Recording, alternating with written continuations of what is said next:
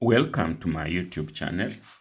I'm your entrepreneurship tutor, Professor Henry Buis of Jomo Kenyatta University of Agriculture and Technology.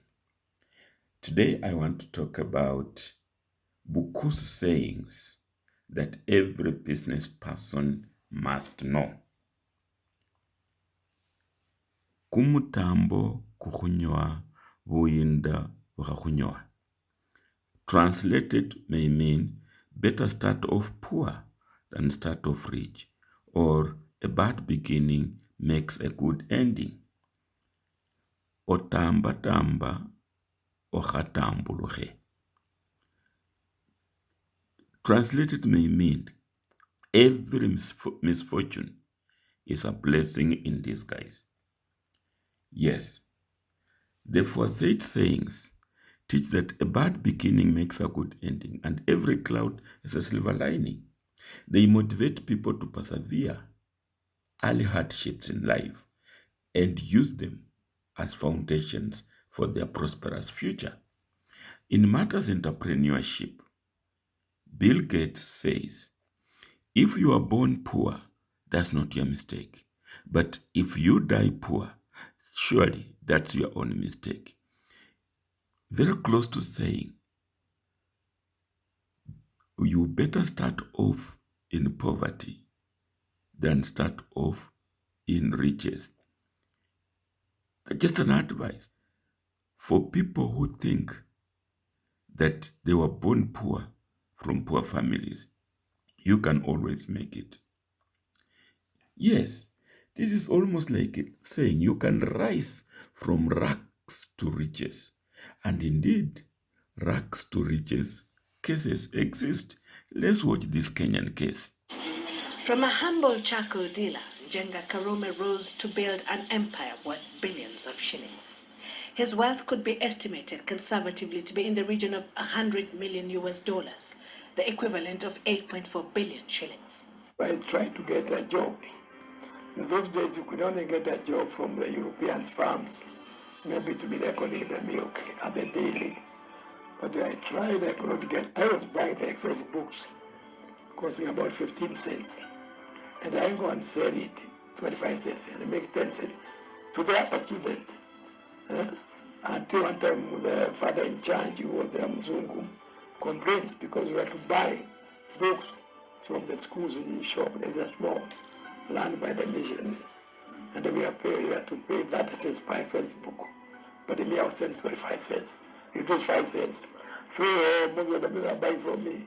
But I didn't want the fellow to know that today's culture, many people, they are thinking you cannot make money and yet you steal or you are corrupted, all kinds of things. Then I thought, let me let it go, because I started from zero myself. His palatial home sits on a vast farm in Kiambu's Shanda area, where he also grows coffee and tea. He has other huge tracts of land in Nairobi's Karen area, Nakuru, and other parts of Rift Valley. At the capital, Nairobi, he has invested heavily in real estate. One of his biggest investments is Shanda House along Koinange Street, estimated to be worth 1.2 billion shillings. He is also the owner of the Jacaranda chain of hotels. The five-star City Hotel in Westlands is valued at about 3.5 billion shillings. Jacaranda Indian Ocean Beach Resort, set on an expansive sandy beach in Diani Beach area of South Coast, is estimated to be worth 2.5 billion shillings. He also owns Lake Elementaita Lodge near Lake Elementaita along the Nairobi-Nakuru Highway, estimated at 125 million shillings. Karume also had business interests in beer distribution and was at one time the largest beer distributor for East Africa Breweries Limited through Kiambu General Transport Agency Limited and Nararashi Distributors Limited. His entrepreneurial skills earned him an honorary doctorate degree at Mount Kenya University 2 years ago. When I see a younger person, whether it is a boy or a girl, working hard, and now they are getting money in the right way, I become very happy. Njenga Karume is said to personify the famous phrase "from rags to riches." He will be remembered for his business acumen, and his story will undoubtedly inspire many generations to come. Yes, growing up in colonial era, poor parents working for the white man, Njenga Karume rose up to become a multi-billionaire in Kenya. When he died, he had a full empire. But he started selling charcoal during the colonial days. Yes, beyond Kenya, worth an estimated 3 billion US dollars. Winifred Oprah lived a true rags to riches story. As a child, she had to wear potato sacks when her family wouldn't afford new clothes. But her perseverance and talent have made her a massive media mogul and the queen of daytime TV. Look, from humble beginnings, such a house, to a palace now that she owns. Yes, so humble beginnings can be persevered and lead to good life later on. But of course, there are also riches to rags cases. Let's listen to this. I've been at the top there before coming down. But then I just want to tell my listeners that the devil don't give anything for free. I went to good schools, Datius Preparatory. From there, I went to Kwabutwe. I am from Kwabutwe. I went to Achimota School. From Achimota College, sixth form, I went to the Institute of Journalism. But then, the journalism was not really paying. I was working with the BBC. It was not paying like today. Yeah, though it was a satisfactory job. But then my lifestyle was so big, I wanted to impress. So I started dealing drugs. My first one that I took was India hemp, and that one was for somebody, and I was a career. I made $4,000, and then my second trip, I made $8,000. And I said, look, come on, let me do it by my own. I went about 4 trips with India hemp, and I realized that we was Your not, trip to where? I made a trip to Italy. I made a trip to Switzerland. I made a trip to United States. Yeah. And then after that, I started dealing with cocaine.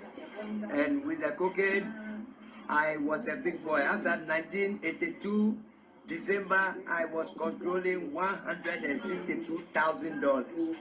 I'd made per sheet of dollars at the Ringway Hotel, which is now a bank opposite bus stop. And I had a lot of hunger, so I don't take taxi because I felt taking a taxi is a humiliation. I change cars every 2 months. From Jaguar XJS1, I brought Lincoln Continental. I brought, the only car I've never brought down here was a Bentley and then a Rolls Royce. But then I was busted in 1984 March, and it was one of the biggest catch of cocaine from the continent of Africa. That is 142 tons. Yes, I was busted, and then I made a little bit of time because my passport shows that I was younger. But then if you see me with my gray hair, you think I'm 75 or 80. Yes, because after I left jail and then came back, I lost all my friends. As for the women, when you have people pocket and you have a lot of dollars, they call you honey. But when you get broke and you develop holes in your pocket, they make themselves conveniently unavailable. They vanish. The friends vanish.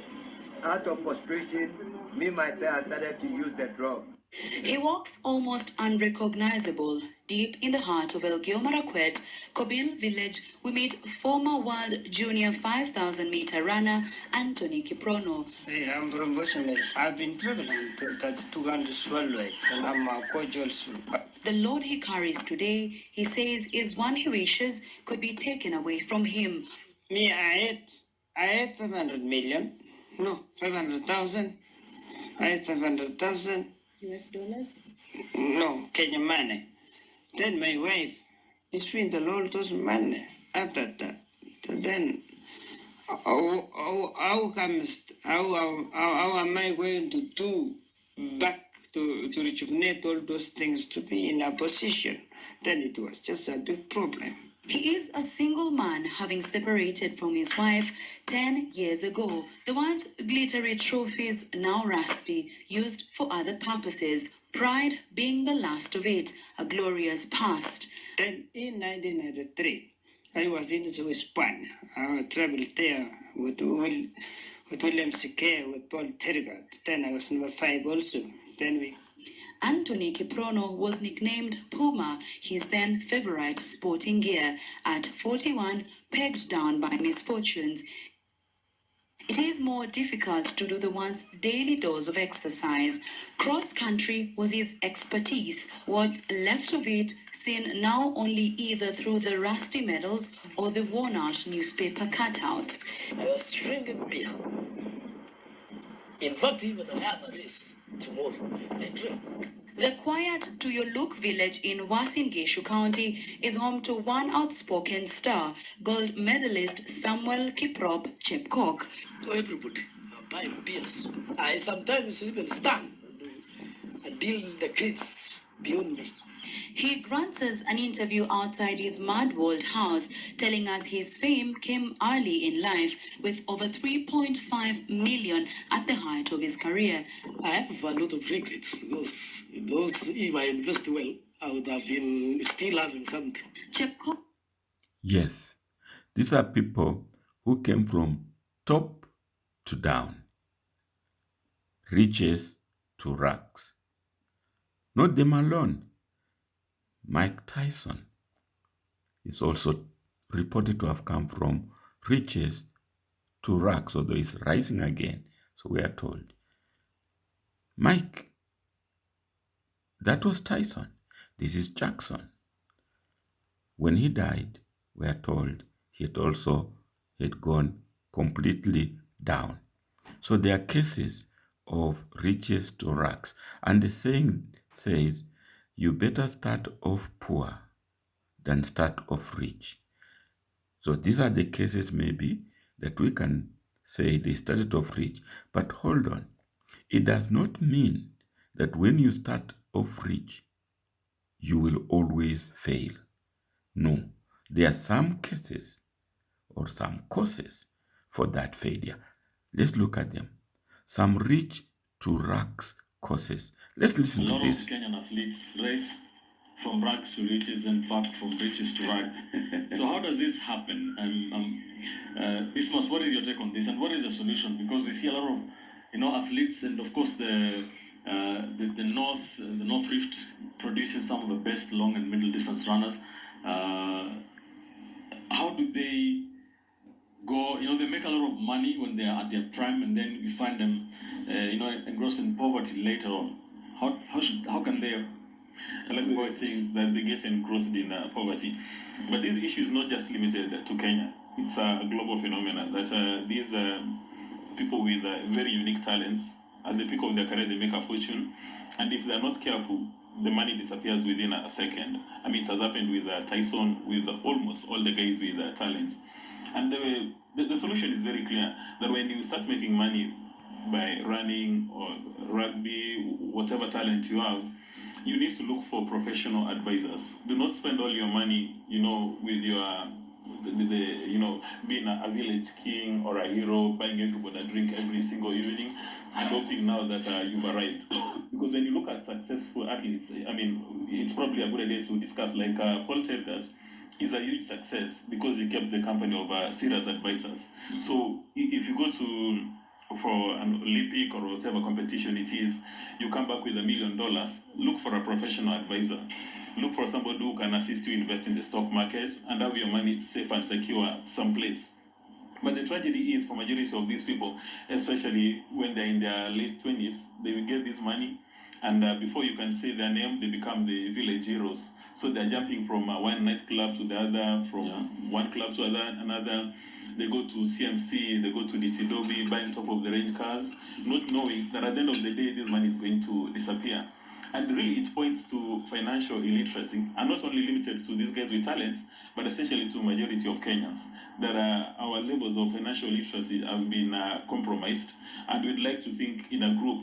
You remember a few days ago there was the business of quail business, some funny eggs, and we were moving in one direction. So it means that if you make this kind of money, when you come back to Nairobi, sit somewhere.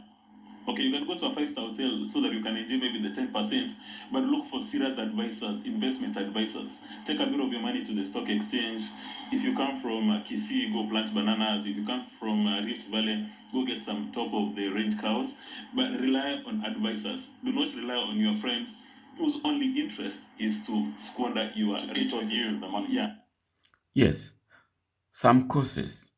1. Luxury and excess. A common theme across rich to ragged theme is high levels of expenditure, like on homes, etc., etc. So, you can start rich, but organize yourself, you'll stay rich. Poor investment choices. Some rich gone poor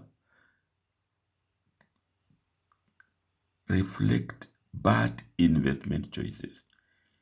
Yes, you have money, you don't know where to invest. So, need to plan your investments. Angosam, that is the tax. Tax debts are a huge source of problems in many of the rich gone poor cases. Some tend to evade the taxes, and slowly the taxes accumulate and becomes a big problem. Yes, family and friends. When you get rich, you attract old friends and family members. Not always, but more often, very often. These people sometimes have their hands out. Look at this quote. Fake friends are like shadows. They follow you in the sun, but leave you in the dark. Some of the most poisonous people come disguised as friends and family. So we are saying, when you become poor, you probably, those problems will harden you. And therefore, when you start earning, you have already been hardened. But you don't have to be complacent, because you can really start poor and remain poor. You can also start rich. When you get rich too fast, you get excited. But to stay rich, some of these reasons should be looked into. Luxury and excess, poor investment choice, evading taxation, and that family and friends. These are just 4 of the many cases. So, like it, share, and subscribe to motivate us bring you more. Do not forget to leave a comment. You could also request for a topic for us to cover. Thank you for being our fan. Email us buehem@gmail.com. So, have a rags to riches journey and stay there. You can also start rich and stay there. Thank you.